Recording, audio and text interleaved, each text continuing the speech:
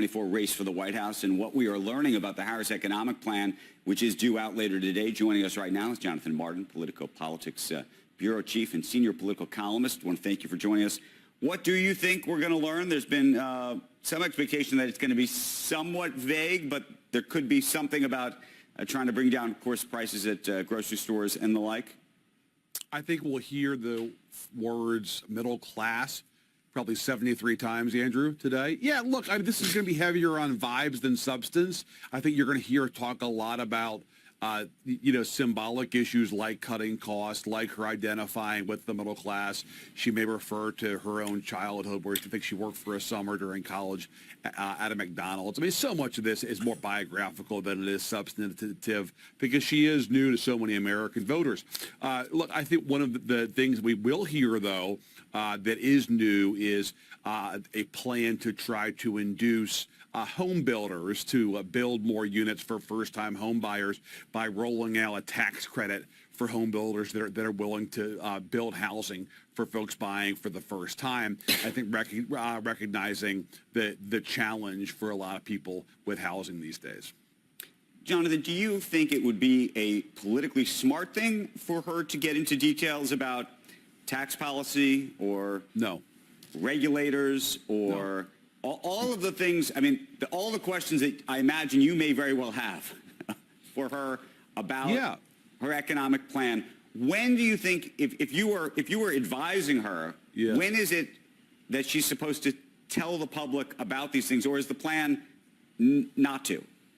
February of 2025, probably. I mean, I'm only half kidding, Andrew. Look, I think her entire bet is to make this race a question of, do you want the Donald Trump persona? Look, Democrats have flourished for almost 9 years whenever Donald Trump is in the headlines. When American politics is about Donald Trump and his conduct, Democrats do well.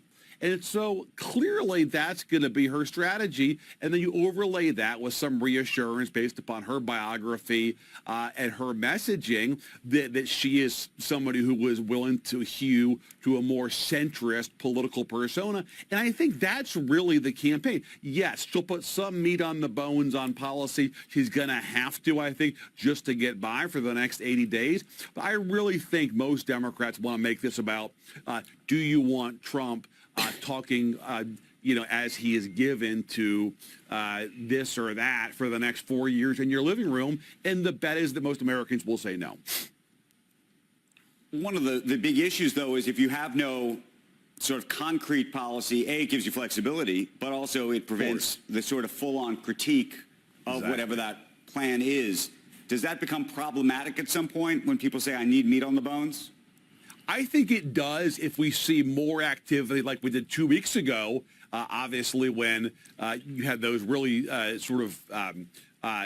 unsightly unemployment numbers and a 2-day collapse in the market. And I think, that raised fears of, oh my gosh, maybe she can't run as a de facto incumbent. Maybe she's going to have to run from Biden in the White House. I think obviously those fears the last couple of weeks have been allayed because obviously that didn't presage a broader panic in the economy. So look, I think a lot of it will hinge upon where things are with the economy, with external events. We haven't talked about the possibility of a wider war in the Middle East and more instability abroad.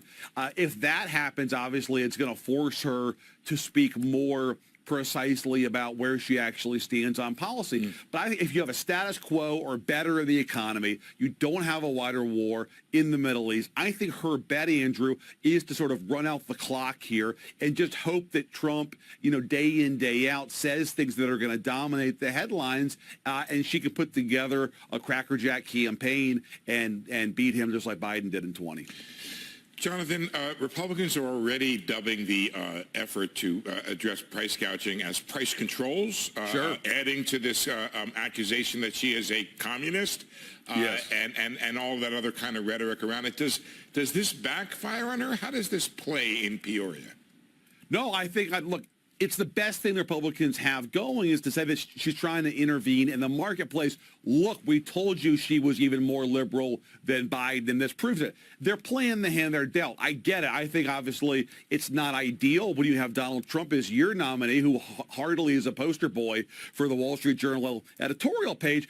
So it's the best hand they have with her, and I think it sort of helps make their case that she's somehow drastically more liberal than Biden. I think the good news for her, to be totally frank, guys, she's not encumbered by a deep ideological anchorage. She's never been that way. She wants to win elections, and she wants to be the next president. She's going to do what it takes, I think, to try to accomplish that, and she's going to be largely deferential to what advisors tell her that she ought to be doing on policy and substance. It's hard to recall a presidential campaign in which both major party nominees were so little grounded in any real, ideological worldview. I think the great story in this election is that a lot of the action is going to be taking place in January and beyond of 25, more than it is today, because regardless of who wins, we don't know where they're going to come down on so many issues, economic and otherwise.